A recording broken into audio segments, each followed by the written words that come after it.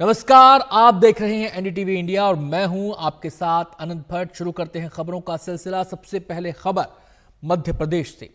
भोपाल की union carbide factory में gas रिसाव ने 5,000 से ज्यादा लोगों की जान ले ली थी और हजारों को गंभीर रूप से प्रभावित किया।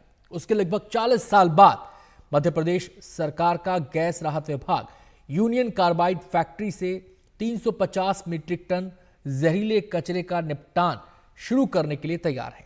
इस कचरे का निष्पादन इंदौर के पीथमपुर में ट्रीटमेंट स्टोरेज डिस्पोजल फैसिलिटी यानी टीएसडीएफ में किया जाएगा, जिसके लिए केंद्र सरकार ने 126 करोड़ रुपए आवंटित किए हैं। यह प्रक्रिया इस महीने से शुरू होने की संभावना है। यह कुल जहरीले कचरे का 5% है।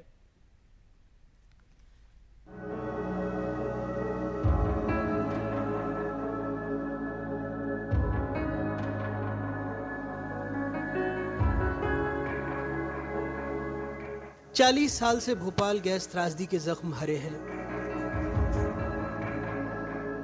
यूनियन कार्बाइड का जहरीला कचरा आज भी मवाद बनकर लोगों की धमनियों में, कार्बाइड के आसपास के पानी में बह रहा है। मध्य प्रदेश सरकार अब इसे पीथमपुर में जलाने वाली है। जानकार कहते हैं इससे बड़ी मात्रा में ऑर्गेनोक्लोरीन निकल सकते हैं और डाइऑक्सिन और फ्यूरॉन जैसे कार्सिनोजेनिक रसायन उत्पन्न हो सकते हैं, जो स्थानीय निवासियों और पर्यावरण के लिए बड़े पैमाने पर स्वास्थ्य जोखिम पैदा कर सकते हैं।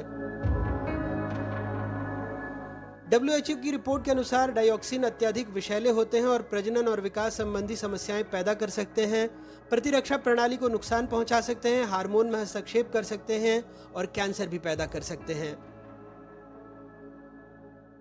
लंबे विरोध के बाद में ये बात ठंडी हो गई थी और इसे कचरे को जर्मनी भेजा जाना था और जर्मनी भेजे जा करके इसको जलाने की बात थी, किंतु जर्मनी में भी इसका विरोध हुआ और अंततः ये जर्मनी नहीं भेजा जा सका। अब सुप्रीम कोर्ट के आदेश से इस कचरे को रामकी के इस भस्मक में ही भस्म किया जाना है। कचरा अभी आया नहीं है और जलेगा भी तो ये 6 माह तक जलाना होगा। ये एक दिन में 2 दिन में जलने वाला कचरा नहीं है, क्योंकि इसके साथ काफी बड़ी मात्रा में दूसरी आइटम्स मिला करके जलाया जाएगा। किसी प्रकार की कोई जनता को तकलीफ शुरुआत के दिनों में मालूम पड़ती है तो निश्चित रूप से ये जन आंदोलन का विषय होगा। 2012 में मध्य प्रदेश सरकार ने खुद सुप्रीम कोर्ट में एक विशेष अनुमति याचिका दायर की थी। इसी साल भोपाल में कैबिनेट मंत्रियों की बैठक के दौरान पूर्व मुख्यमंत्री और तत्कालीन गैस राहत मंत्री बाबूलाल गौर, पूर्व पर्यावरण मंत्री जयंत मलैया ने पीथमपुर में यूनियन कार्बाइड के कचरे को जलाने का कड़ा विरोध किया था। उस समय केंद्र में मनमोहन सिंह की सरकार थी। मलैया ने यशवंत सागर बांध के प्रदूषण और तारपुरा गांव को लेकर फिक्र जताई थी। गैस राहत आयुक्त मुकेश वार्ष्णेय ने तारपुरा गांव के निवासियों को हटाने के लिए अदालत में एक याचिका दायर की, ये कहते हुए कि उनके जीवन को खतरे का सामना करना पड़ेगा। 2012 में एक जर्मन कंपनी ने 346 मीट्रिक टन यूनियन कार्बाइड कचरे को हैम्बर्ग, जर्मनी में जलाने के लिए 25 करोड़ रुपए की पेशकश की थी। आज इसे लगभग 5 गुना रकम यानी 126 करोड़ रुपए खर्च कर जलाया जा रहा है, वो भी एक ऐसे इंसिनरेटर में जहां किए गए परीक्षणों में से 6 असफल रहे हैं। दूसरे राज्यों ने भी यहां अपना कचरा जलाने से मना कर दिया था। 2007 में गुजरात सरकार ने आर्थिक प्रोत्साहनों के बावजूद भरूच इंसिनरेटर में भोपाल के कचरे को जलाने से इनकार कर दिया। नवंबर 2011 में नागपुर में रक्षा अनुसंधान और विकास संगठन ने इस कचरे को जलाने का प्रस्ताव दिया, लेकिन महाराष्ट्र सरकार ने इसे अस्वीकृत कर दिया। आंध्र प्रदेश ने भी इस कचरे को जलाने से इनकार कर दिया। 2004 से 2018 तक जहरीले कचरे ने यूनियन कार्बाइड फैक्ट्री के आसपास की 42 बस्तियों के भूजल को स्थायी जैविक प्रदूषकों के साथ विषैला कर दिया है। सुप्रीम कोर्ट ने इस प्रदूषण को स्वीकार किया और प्रभावित इलाकों को साफ पानी देने का आदेश दिया। पिछले 5 सालों में यह प्रदूषण 29 और बस्तियों में फैल गया। 2014 में संयुक्त राष्ट्र पर्यावरण कार्यक्रम ने जहरीले कचरे का आकलन करने की पेशकश की थी, लेकिन सरकार ने इसे अनसुना कर दिया। प्रदूषण करता ही पैसे दे, इस सिद्धांत का पालन करते हुए जानकारों को लगता है कि संबंधित कंपनी को ही जिम्मेदारी लेनी चाहिए और उस खर्च का भी वहन करना चाहिए जो इस खतरनाक कचरे के निष्पादन में लगने वाला है। कचरे को लेकर के मेरे मंत्री बनने के बाद भारत सरकार से न सिर्फ हमने प्रयास किया बल्कि हमने पैसे भी लाए। उसका टेंडर पहले ही हो चुका है, मेरे आने के पहले ही टेंडर हो चुका है और हमारी अपेक्षा है कि साल भर के अंदर वो सारा कचरा जल जाएगा। तो सुप्रीम कोर्ट का फैसला है। भोपाल गैस त्रासदी हर कदम पर त्रासदी रही है। केंद्र सरकार ने भोपाल गैस त्रासदी में मृतकों के आंकड़े को 5,295 बताया, तो मध्य प्रदेश सरकार ने इसे 15,342, ICMR के आंकड़े के मुताबिक इस हादसे में लगभग 25,000 लोगों की मौत हुई थी। पिछले कई दशकों से यूनियन कार्बाइड के जहरीले कचरे के निपटान को लेकर मध्य प्रदेश और केंद्र सरकार परेशान है। सुप्रीम कोर्ट ने ये कहा है कि यहाँ का भूजल और बाकी की चीजें प्रदूषित हो रही हैं, इसके बावजूद कोई भी ठोस कदम नहीं उठाए गए, ना ही उन कंपनियों के बारे में कुछ किया गया जो इस प्रदूषण के लिए जिम्मेदार हैं। भोपाल से अपने कैमरा सहयोगी रिजवान खान के साथ अनुराग द्वारी, NDTV। और अब रुख करते हैं गुजरात का, जो बाढ़ और बरसात से जिसके कई इलाके बेहाल हैं। आपको हम जूनागढ़ की तस्वीरें दिखा रहे हैं, जहां ओजत नदी में आए उफान से जिंदगी पटरी से उतर गई है। जूनागढ़ के कई हिस्से जल भराव से परेशान हैं। मनावदर का माटियाना गांव पूरी तरह जलमग्न इन तस्वीरों में आप देख सकते हैं। इस गांव से पिछले 5 दिनों से संपर्क टूटा हुआ है। इसके अलावा बालागाम, अंबालिया, पडरी, बामनसगाम, खेड़े में भी ओजत नदी उफान पर है।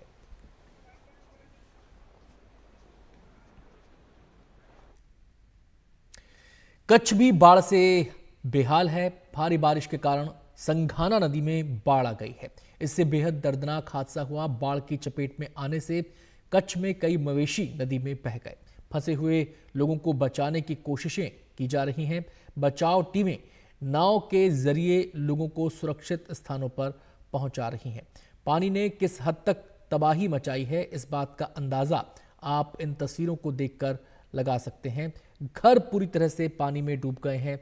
घरों के अलावा दफ्तरों के अंदर तक पानी चला गया है और कई जगह तो पानी घुटनों से ऊपर तक पहुंच गया है। तो ये तस्वीरें आपको बता रही हैं कि रेस्क्यू के लिए नाव का सहारा लिया जा रहा है और सरकारी दफ्तरों में, घरों में पानी घुस गया है। सरकार ने बाढ़ की स्थिति को देखते हुए प्रभावितों तक हर संभव मदद पहुंचाने का निर्देश दिया है।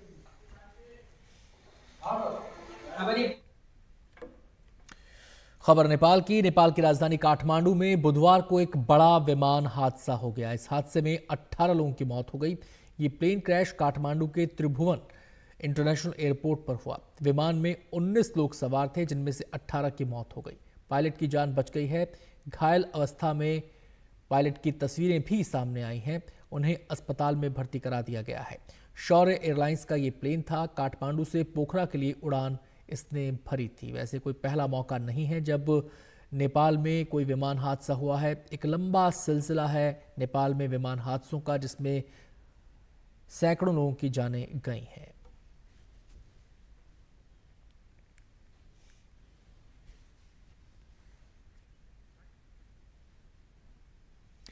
बिहार विधानसभा में एंटी पेपर लीक बिल लोक परीक्षा विधेयक पारित हुआ। इस विधेयक के पास होने के बाद अब राज्य में किसी भी परीक्षा के प्रश्न पत्र लीक करने वाले को कड़ी सजा का प्रावधान है। इस कानून के तहत दोषियों को 10 साल की सजा और 1 करोड़ रुपए जुर्माने का प्रावधान इस कानून में किया गया है। साथ ही दोषियों की संपत्ति तक जब्त करने का भी प्रावधान है। परीक्षा की लागत सेवा प्रदाता से ही वसूली जाएगी। उसे 4 साल के लिए ब्लैकलिस्ट भी कर दिया जाएगा। तो तमाम कड़े प्रावधान इस कानून में किए गए हैं। और तत्काल राज्य सरकार ने हमने सदन में बताया है कि पिछले काफी दिनों से इस तरह की जो लोक परीक्षाओं में कदाचार या अनुचित साधन का उपयोग होता है, इसके विरुद्ध सख्त कानून बनाने की जरूरत थी। और जो केंद्र सरकार ने फरवरी में कानून बनाया, जिसे जुलाई से लागू कर दिया गया है, वैसे तत्व जो इस तरह की गड़बड़ियां करते हैं उनके विरुद्ध सख्त कानून बनाया है। कई मामलों में जो सेवा प्रदाता हैं यानी एजेंसी वाले हैं, अगर वो संगठित रूप से इस तरह के आपराधिक कृत्य में शामिल हैं तो उनको मिनिमम 1 करोड़ रुपए तक की सजा है, 10 साल तक कैद की सजा है। इसलिए ये सख्त कानून बनाया गया है। विपक्ष की परिभाषा बदल गई है कि सरकार अच्छे काम भी करे तो विरोध करो, अगर पेपर लीक पर भी कोई वॉकआउट करे तो ये दुर्भाग्यपूर्ण स्थिति है। अगर बिहार को इतना पैकेज मिले, उसको भी कल तक यही लोग कह रहे थे कि कुछ नहीं। दिल्ली के अंदर राहुल गांधी हैं जो मीडिया में रहने के लिए झूठ बोलते हैं। उन्होंने आकर के पहले बयान दे दिया किसानों की, अंदर नहीं जाएगा, उसी समय पास आ गया। अगली खबर का रुख करते हैं। राजस्व सचिव संजय मल्होत्रा ने कहा है कि नई इनकम टैक्स व्यवस्था में टैक्स स्लैब में जो बदलाव किया गया है उसकी वजह से करदाताओं को 17,500 रुपए की बचत होगी, जबकि सरकार को 25 से 27,000 करोड़ का राजस्व नुकसान होगा। उन्होंने एनडीटीवी से खास बातचीत में कहा कि पुरानी टैक्स व्यवस्था को खत्म करने का अभी कोई प्रस्ताव नहीं है। उन्होंने लोगों को सलाह दी है कि वो 31 जुलाई तक हर हाल में अपना इनकम टैक्स रिटर्न दाखिल कर दें, क्योंकि किसी भी हालत में इनकम टैक्स रिटर्न की तारीख नहीं बढ़ेगी। इस स्पेशल बजट शो में आपका स्वागत है। मैं हूं हिमांशु शेखर। इस साल के बजट में वित्त मंत्री निर्मला सीतारमण ने डायरेक्ट टैक्सेस और इनडायरेक्ट टैक्सेस में कई अहम संशोधन और बदलाव का प्रस्ताव रखा है। इस पर बात करने के लिए मेरे साथ हैं revenue secretary Sanjay Malhotra. NDTV में आपका स्वागत है। धन्यवाद। एक प्रस्ताव जिसकी काफ़ी ज़्यादा चर्चा है वो आम लोगों से जुड़ा है। ये न्यू टैक्स रेजिम में आपने टैक्स स्लैब्स में जो रिस्ट्रक्चरिंग की है, इसके पीछे सोच क्या है और इसका कितना असर पड़ेगा आपके रेवेन्यू कलेक्शन पे? जी, तो बिल्कुल जो आपको जैसा कि मालूम है, आज जब कि लगभग 4 करोड़ से अधिक टैक्स रिटर्न हमारे को प्राप्त हो चुके हैं पिछले वर्ष के, 31 जुलाई इसकी अंतिम तिथि है। ये अच्छा मौका है कि मैं आपके दर्शकों को बताऊं कि 31 जुलाई की जो अंतिम तिथि उनके लिए है, उसको ध्यान में रखते हुए वे शीघ्र अपना आयकर विवरण रिटर्न प्रस्तुत करें और 31 जुलाई की वेट न करें, क्योंकि इसके अंदर में कोई आगे हम इसकी बढ़ोतरी नहीं करेंगे, जैसा कि हमने पिछले 2 वर्षों में भी नहीं की है। बहरहाल आपके प्रश्न की ओर आते हुए ये खुशी है मुझे बताते हुए कि करीबन 69% लोग पिछले वर्ष नई प्रणाली के साथ में जुड़े हैं, जो कि एक बहुत बड़ा बदलाव एक ही वर्ष में, क्योंकि उससे पहले करीब करीब नगण्य ही व्यक्ति नई टैक्स प्रणाली के साथ में जुड़े थे। यदि कोई वेतन भोगी है तो उसको नई टैक्स प्रणाली में 17,500 रुपये तक का सेवा की बचत इन बदलावों से हो सकती है। ये महत्वपूर्ण है, पर इसकी वजह से कितना राजस्व का नुकसान होगा? क्योंकि आपने ये जो कहा लगभग हमारा जो राजस्व का नुकसान है 25,000 करोड़ के लगभग, इससे राजस्व का हमारा नुकसान होगा। और पुरानी टैक्स रेजिम को लेकर भी हमेशा से सवाल उठते रहे हैं कि आपने उसको टच नहीं किया है पिछले 2-3 बजट में, उसके बारे में कोई प्रस्ताव नहीं है। आगे क्या सोचा है आपने उसके लिए? क्योंकि अभी एक बड़ा तबका है टैक्स पेयर्स का जो पुरानी टैक्स रेजिम के साथ है। जो पुरानी जो ओल्ड टैक्स रेजिम है उसको ख़त्म करने का कोई प्रस्ताव हमारा आज के दिन में या कोई डेट उसके बारे में कोई हमारी नहीं है, पर हम ये ज़रूर चाहेंगे कि जो सरलीकृत योजना है जिसमें टैक्स की दरें भी कम हैं, उसका लाभ अधिक से अधिक टैक्स पेयर्स उठाएं। अगली खबर का रुख करते हैं। इस बजट में भारतीय आभूषण उद्योग को बड़ी राहत मिली है। सोने, चांदी और प्लैटिनम पर आयात शुल्क में 9% की कटौती के बाद कीमत गिरी है और आभूषणों की मांग बढ़ने की उम्मीद बढ़ी है।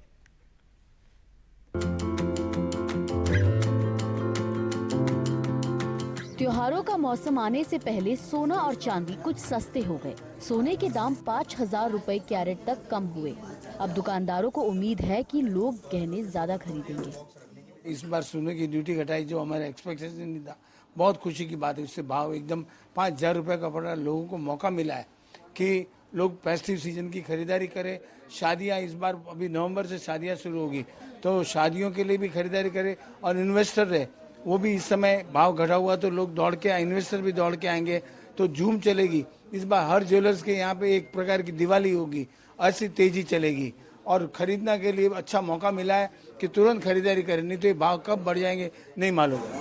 आम लोग भी खुश है। शादी ब्याह से पहले सोने के दाम घटे हैं, इससे ज्यादा रौनक की उम्मीद है। अभी सोने का भाव 5,000 से कम हुआ है तो थोड़ा खुशी हो रहा है कि सोना और ज़्यादा ले सकता है, फ्यूचर के लिए भी करके रख सकता है इन्वेस्टमेंट, तो आगे अब उसका डबल ही मिलेगा हम लोग का रिटर्न्स, इसलिए बेनिफिट है, आगे फ्यूचर के लिए करके रख सकता है हम लोग। और अभी त्योहार भी है गणपति वगैरह, तो उसके लिए मतलब औरत लोग तो सोना डालती है तो उसमें भी डाल के रख सकता है लेके। फेस्टिवल भी आ रहा है बहुत सारे, जैसे कि दिवाली आ रही है, तो दिवाली में ये सारी चीज़ें लेके अभी से ही जनता को रख लेना चाहिए, क्योंकि अभी गोल्ड रेट कम हुआ है और दिवाली तक बहुत हो जाएगा, तो इससे अच्छा है अभी जो मौका मिला है तो ले लेना चाहिए। हमारे ईद के हिसाब से 5,000 कम कर दिया है सोने का, वो हिसाब से हम लोग निकला है खरीदी करने के लिए कि 5,000 यानी बहुत ज़्यादा फायदा है हम लोग को आज के तारीख में। बाजार विशेषज्ञों का कहना है कि हाल के दिनों में सोने के आसमान छूते दाम की वजह से खरीदारी रुकी हुई थी, अब बिक्री फिर बढ़ेगी। गोल्ड देखा जाए तो काफ़ी हाई पे चल रहा था थोड़े टाइम पहले, संजय 2 वीक पहले गोल्ड ने $2485 टच किए थे, जो काफ़ी बड़ा था। और गोल्ड प्राइस इंडिया में देखा जाए तो हाईएस्ट पहुंच गया था, जहां पे टैक्स के साथ लेंगे तो 76,000 प्लस पड़ रहा था, तो एक काफ़ी तेज़ी पर था और वहां से एक काफ़ी अच्छा करेक्शन देखा $100 का।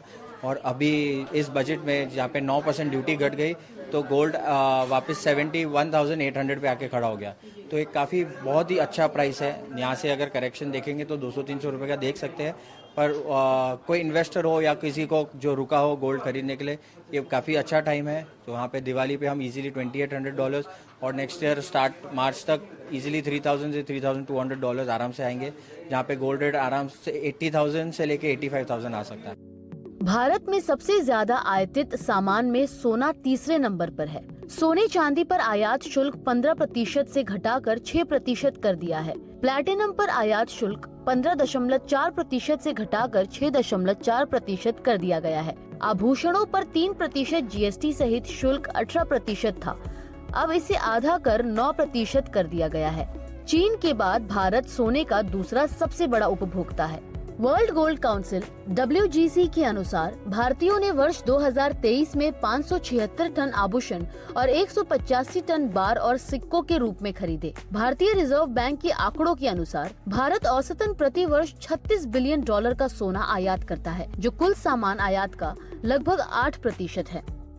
बायर्स जो यहाँ पर आए हुए हैं और साथ ही इनकी जो एक्साइटमेंट है अब सोना खरीदने को लेकर, एक और जहाँ इनका कहना है कि बजट कहीं ना कहीं इनके लिए काफ़ी ज़्यादा फायदेजनक रहा, जिसके चलते आज ये सोना खरीद पा रहे हैं। इसी के साथ उम्मीदें बनाए रखे हैं कि आने वाले समय में इसी प्रकार अगर सोने के भाव, हालांकि जो बहुत ज़्यादा वॉलेटाइल रहता है, लेकिन यदि कम हो जाए तो लोग कहीं ना कहीं सोने में निवेश अब बढ़ा सकेंगे। कैमरा पर्सन सचिन सावंत के साथ सुजाता द्विवेदी, NDTV इंडिया के लिए।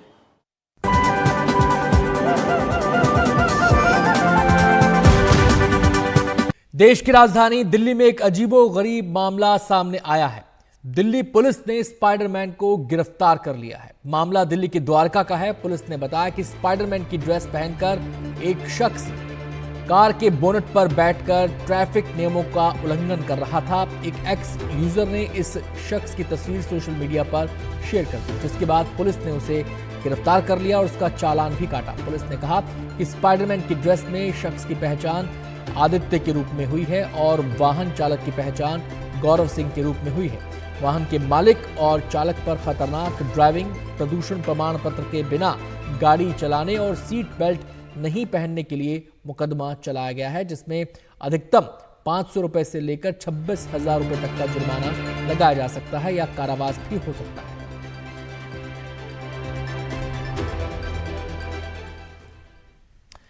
इस बुलेटिन में इतना ही। वक्त हो गया एक छोटे से ब्रेक का। देश दुनिया की तमाम खबरों के लिए आप देखते रहिए NDTV इंडिया।